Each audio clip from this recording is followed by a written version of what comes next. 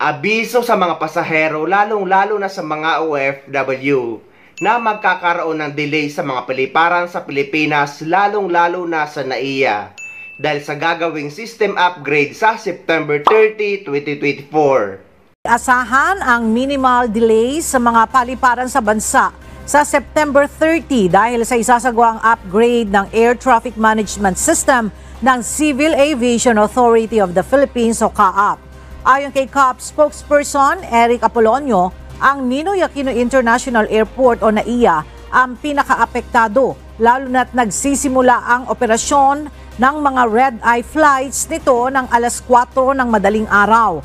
Ang upgrade na inaasahan tatagal ng 1 oras ay inaasahan magdudulot ng mas epektibong operasyon ng air traffic, mababawasan ang mga pagkaantala at magkakaroon ng mas maayos na karanasan para sa parehong mga airline at pasahero. Asahan ang minimal disruptions sa mga paliparan sa bansa. Ayon kay Civil Aviation Authority of the Philippines spokesperson Eric Apolonio, dahil yan sa nakatakdang pag-update sa Air Traffic Management System software na nagkakahalaga ng $1.5 million. Apektado nito ang lahat ng paliparan, partikular na ang Ninoy Aquino International Airport. Posibleng tumagal yan ng 1 oras pero depende pa rin ang delay sa bilang ng flight kada araw.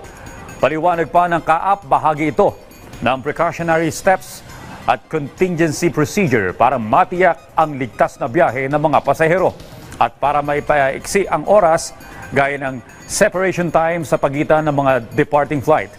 Maglalabas rin ang CAAP ng NOTAM o Notice to Airmen para abisuhan ang mga airline at stakeholder 48 oras bago ang upgrade.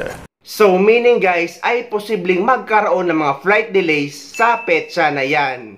Pero ang sagot naman ng mga OFW kahit wala namang ginagawang system upgrade, ay madalas delay naman talaga ang mga airlines sa Pilipinas.